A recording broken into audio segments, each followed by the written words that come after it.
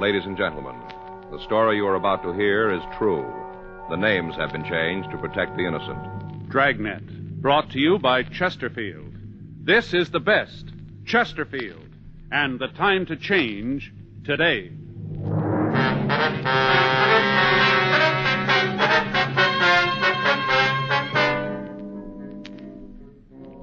You're a detective sergeant. You're assigned to burglary detail. A man walks into a pawn shop and wants to sell a ring. Indications are that the ring is stolen. Your job? Find out. This is the best, Chesterfield, and the time to change today. In choosing your cigarette, be sure to remember this. You will like Chesterfield best because only Chesterfield has the right combination of the world's best tobaccos. Tobaccos that are highest in quality, low in nicotine. Best for you. All of us smoke for relaxation, for comfort, for satisfaction. And in the whole wide world, no cigarette satisfies like a Chesterfield. Get a carton of Chesterfields today. Chesterfield Regular, Chesterfield King Size. Both at the same price in most places. In regular or king size, you can get 'em either way. The best smoke ever made's the Chesterfield you buy today. Smokers coast to coast are changing, it's a cinch to do. Here's all you have to say to get the one that's best for you. Chesterfield's for me, Chesterfield's for me. You just say it's Chesterfield's for me. This is the best, Chesterfield, and the time to change today.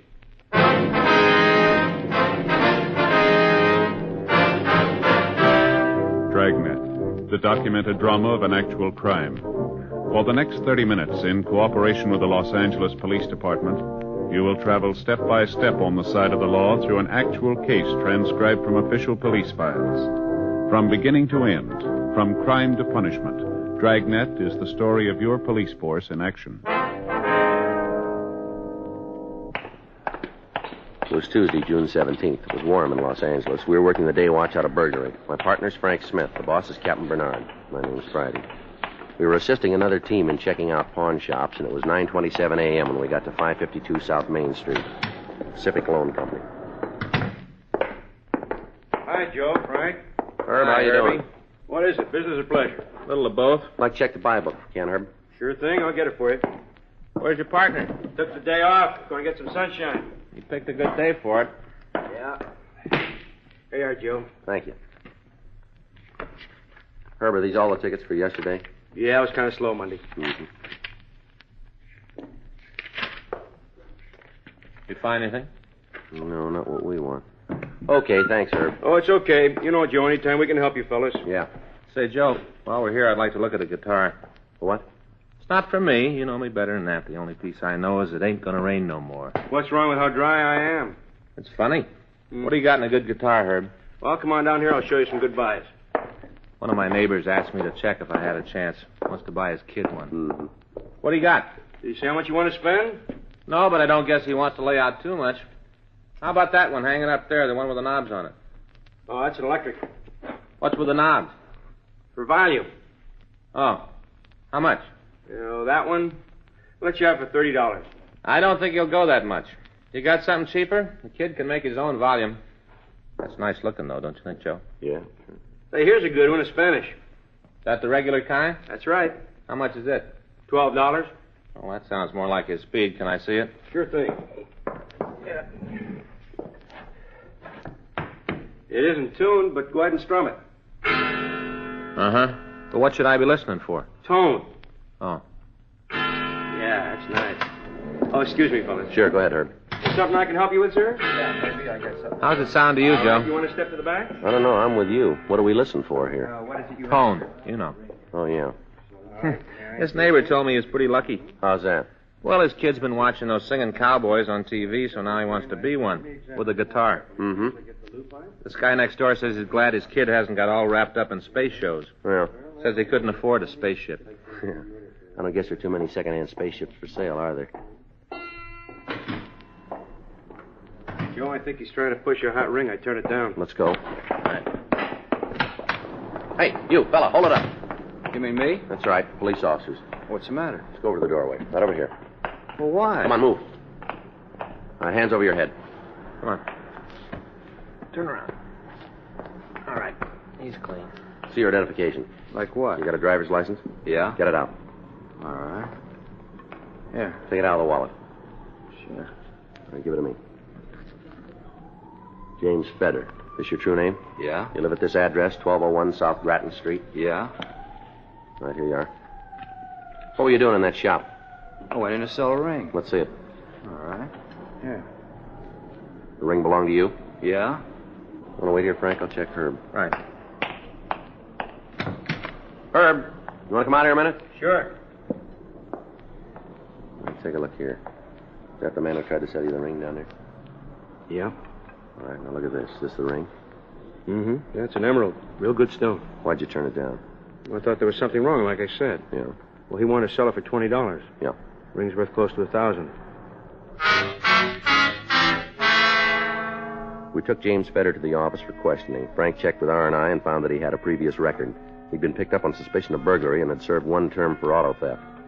The ring was examined and found to be genuine. Feder maintained the ring belonged to him.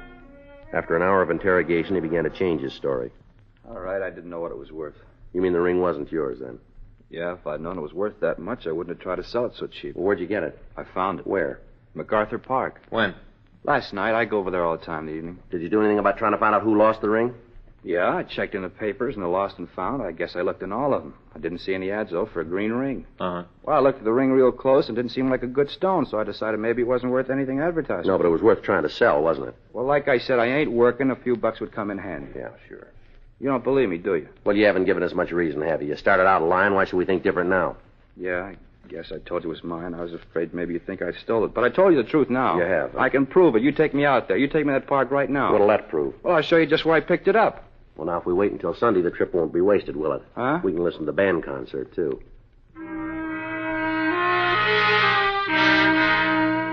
We continued to question James Feder, but we were unable to change his story. He was booked in on suspicion of violation of Section 459 PC and held for investigation.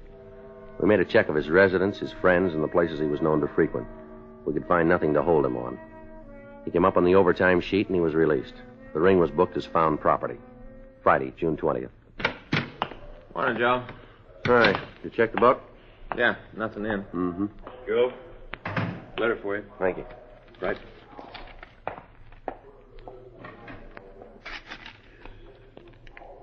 Listen to this. You did me a favor. Now I'm going to do you one. Go to the Greyhound bus depot. Rental locker number 103. Yeah, is that all? Take a look at it. Here.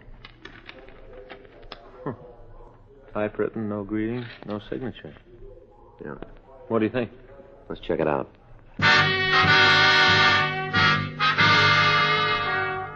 Frank and I took the letter over to Leighton Prince, and then we drove over to 6th and Los Angeles Street, the Greyhound bus depot. We went to the office of Ralph Thomas, the regional manager. We told him about the letter, and in his company, we went to check on locker number 103.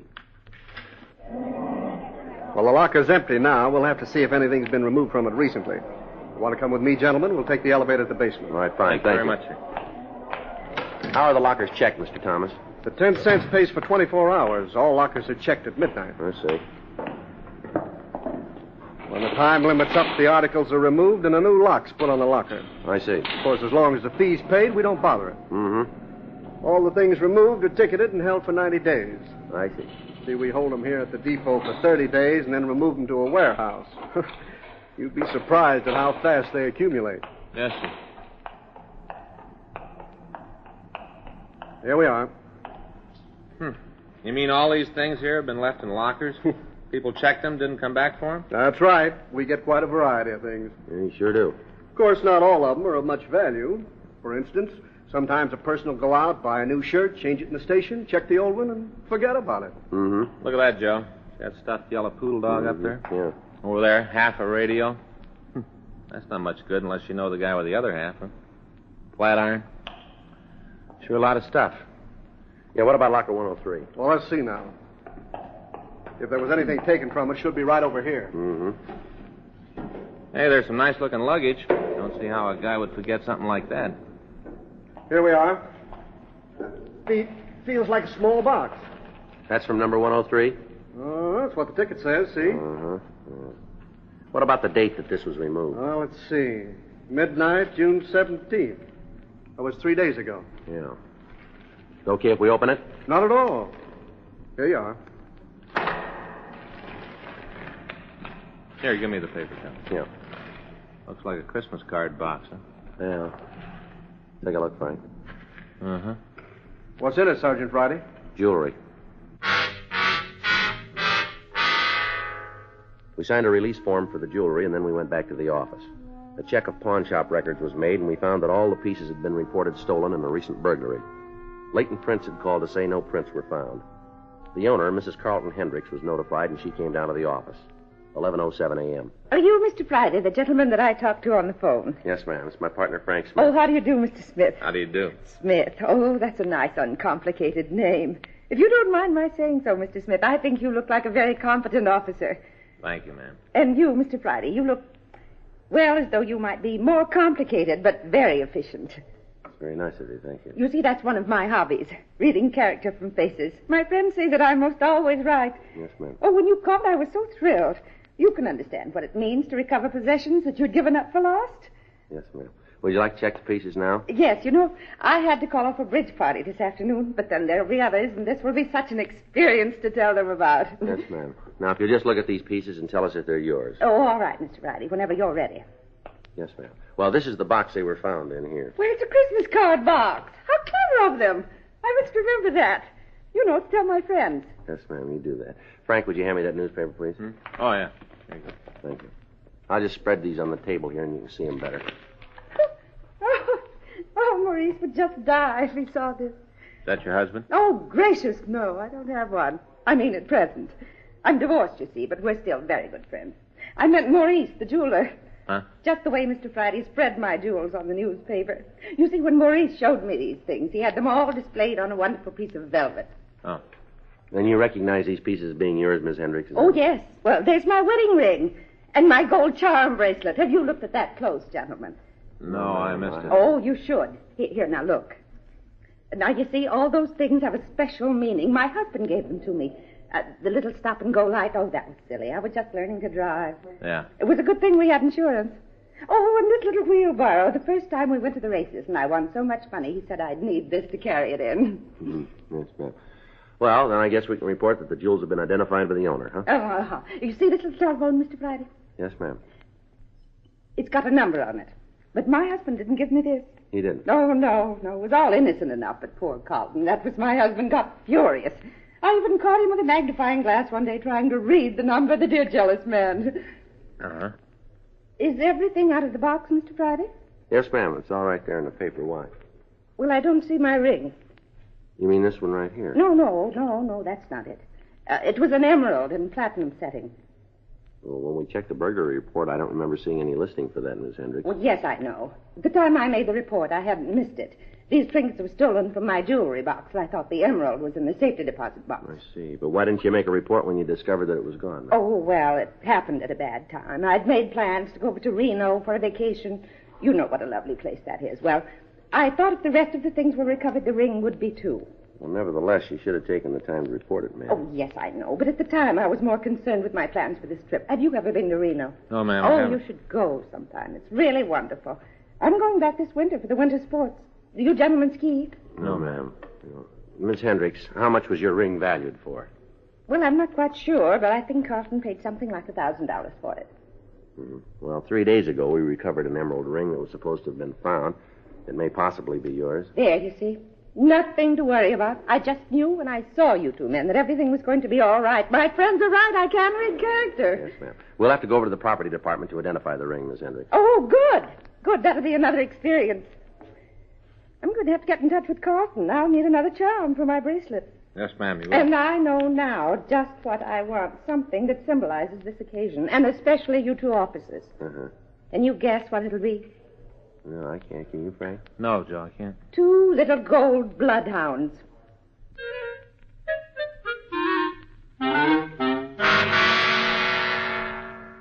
We took Miss Hendricks over to the property department in the central jail. We signed out for the ring, and she identified it as being hers. All the jewelry was booked as evidence. We went to the district attorney's office and got a warrant for the arrest of James Fedder. We got out a local and an APB on the suspect. Frank and I checked his residence, but we were told the suspect had moved several days previously. The landlady had no forwarding address. She couldn't tell us about any visitors or any mail he'd received. She was unable to tell us if he drove a car.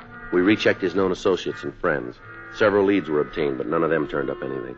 5 days went by. Thursday, June 25th. Morning, Frank. Hi, Joe. You been here long? About 5 minutes. I just couldn't hit the lights this morning. What's new? Well, we got a call from auto theft. Yeah. They picked up a man early this morning trying to steal a car. Somebody we want? I think so. James Fedder.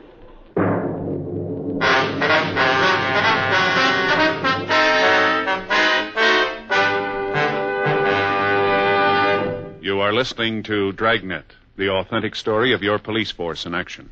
All of us smoke for relaxation, for comfort, for satisfaction.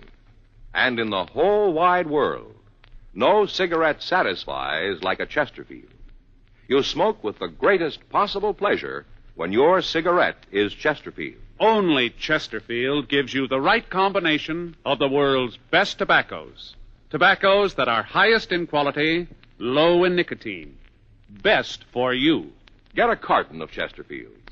Chesterfield Regular, Chesterfield King Size. Both at the same price in most places. It's America's most popular two-way cigarette. This is the best. Chesterfield. And the time to change, today.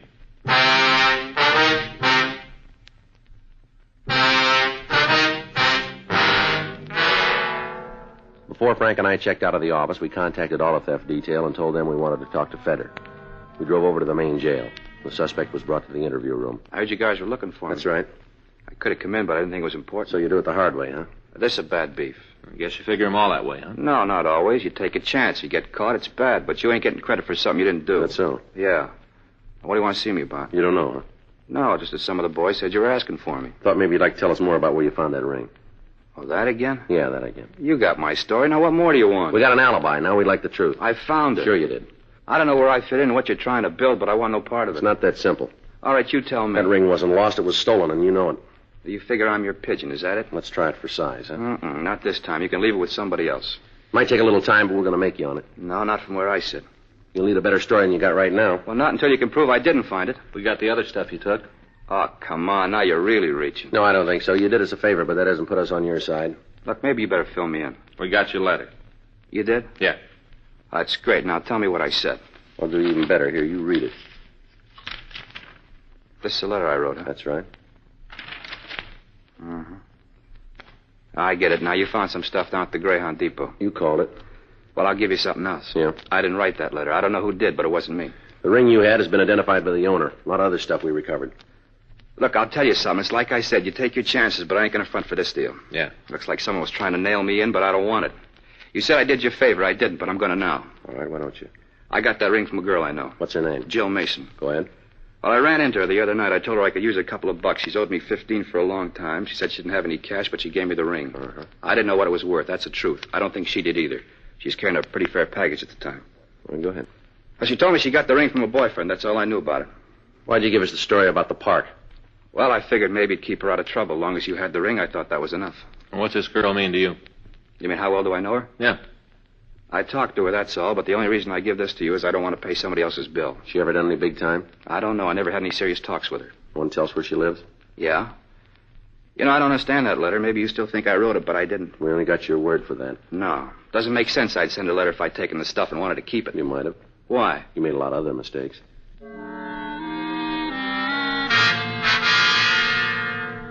After further questioning, the suspect gave us a description of Jill Mason and her address. Frank and I went back to the office and checked her name through R&I, but we found no previous record for anybody answering her description. We drove over to 943 Wright Street, and we found the apartment house Fedder had told us about. Jill Mason's name was listed on a mailbox near the front entrance. We went up to the third floor, apartment 316. We rang the bell, and the door was opened by a woman of about 35 years of age. Her face showed signs of having recently been bruised. Yeah? What is it? You Jill Mason? That's right. Police officers would like to talk to you. Oh, well, I was just going to the beauty parlor. I'm late now. We'd appreciate it if you can wait, ma'am. All right. All right, if we come in? Guess so. Thank you. Live alone here? Yep. All right, if we look around? Go ahead. Frank? Yeah. Look, What's this all about? I don't think I like it. That slob Whitey put you up to this? Beg your pardon? Whitey, the bartender of the One Stop. That chiseler make a fuss over the couple of 10-cent glasses I broke last night? We haven't talked to him. It's okay, Joe. Wouldn't have surprised me if he had. Imagine him telling me I wasn't no lady. His shins are going to be sore for a couple of days. You know a person named James Feder? What's the last name? Feder. Feder. You say he knew me? Can you tell us that, please? You know, Yeah. Say, is this going to take long? to make a difference? Yeah, I'd like to call and cancel my appointment. All right. Thanks.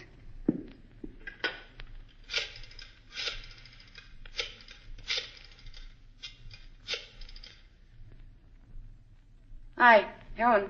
Joe Mason. Gonna have to cancel my appointment. Okay, I'll call you. Yeah. Sorry, honey. Yeah. Goodbye. No sense keeping her waiting. I didn't have to ask you if you'd be here long. When it wasn't about last night, I knew. Mm-hmm. Mind if I sit down? Go ahead. I could lie to you, but if you talked to Feder, it'd only be wasted breath. I'm beat as it is, more than one way. Did you give Feder a ring? That's what kicked the whole business off. Yeah. You see my face? It doesn't look too bad now, but you should have seen it a week ago. If I had had a gun, I think I'd have shot him. Feder, you mean? Huh? No, he didn't have anything to do with it. I mean Steve Remsen. Who's he? Guy that gave me the ring, the one I gave to Feder for the money I owed him. I was pretty stupid about it, but that wasn't any reason for me to take the beating.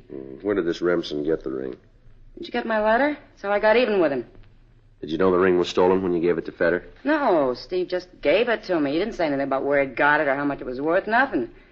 Just before I saw Feder, I'd had a fight with Steve. Mm-hmm. Got a little loaded. When Feder asked me for the money, I gave him the ring. Remsen told you it was stolen, did he? Later, after he'd found out what I'd done with it, he got real sore. Said if Feder tried to pawn the ring, they'd find out about the other stuff. Uh-huh. Said he couldn't go back to the bus station for it. Cops might pick him up. I see. We were up here. He was drinking. Got madder all the time and finally worked me over. Mm-hmm. Feder got in touch with me after you let him go. Told me what had happened. I didn't let on that I knew about the ring, but that's when I figured how to get even with Steve.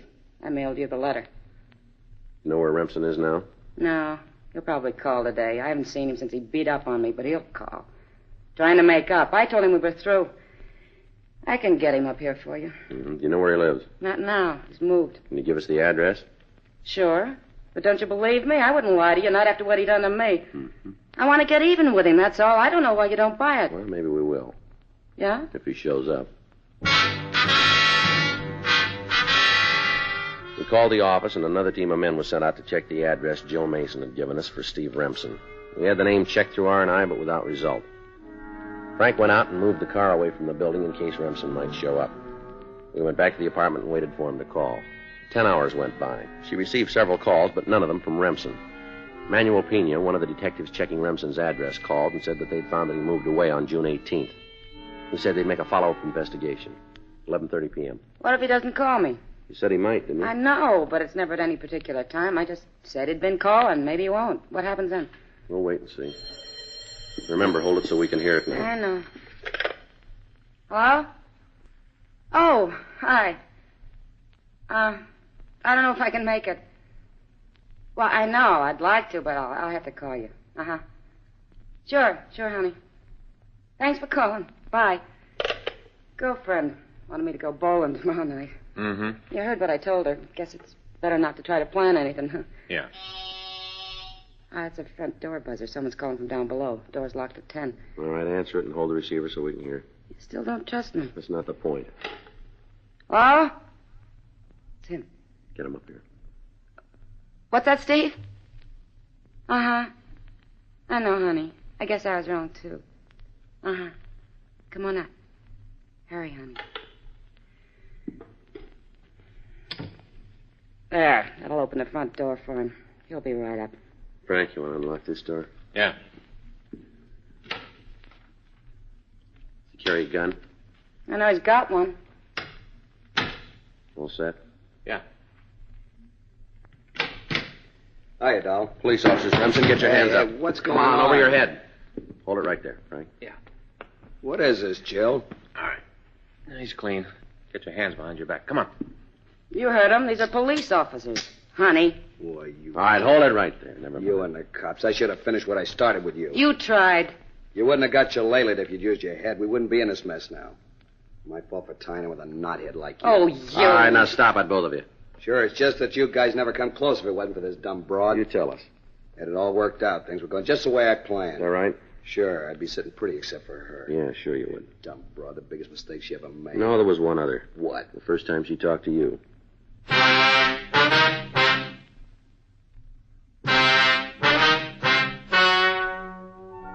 The story you have just heard is true.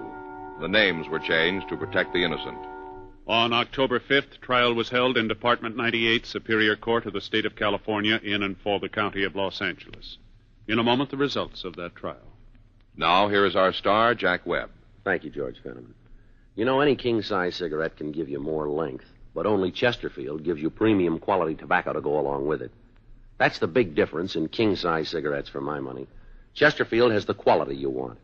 But don't take my word for it. See for yourself. King-size Chesterfield or regular. I think you'll find they're best for you.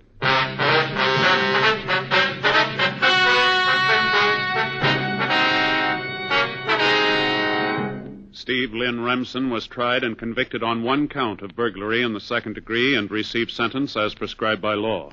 Burglary in the second degree is punishable by imprisonment for a period of not more than 1 year in the county jail, or by imprisonment in the state penitentiary for a period of not less than 1 nor more than 15 years.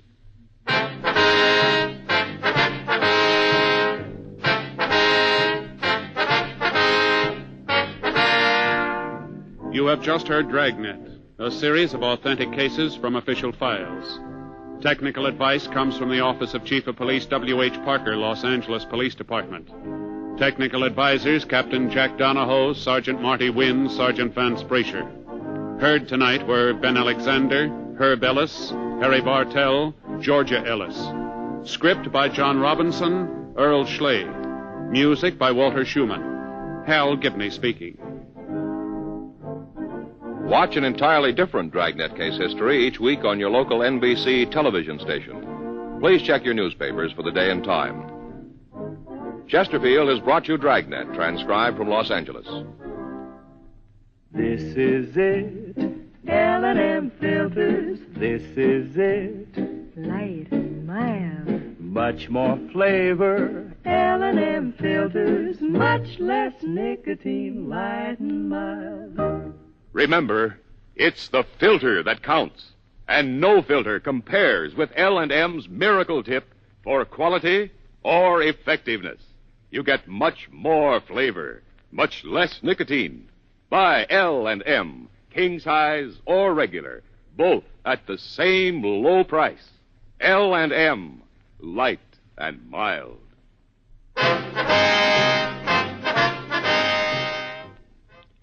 Now to NBC election headquarters in New York.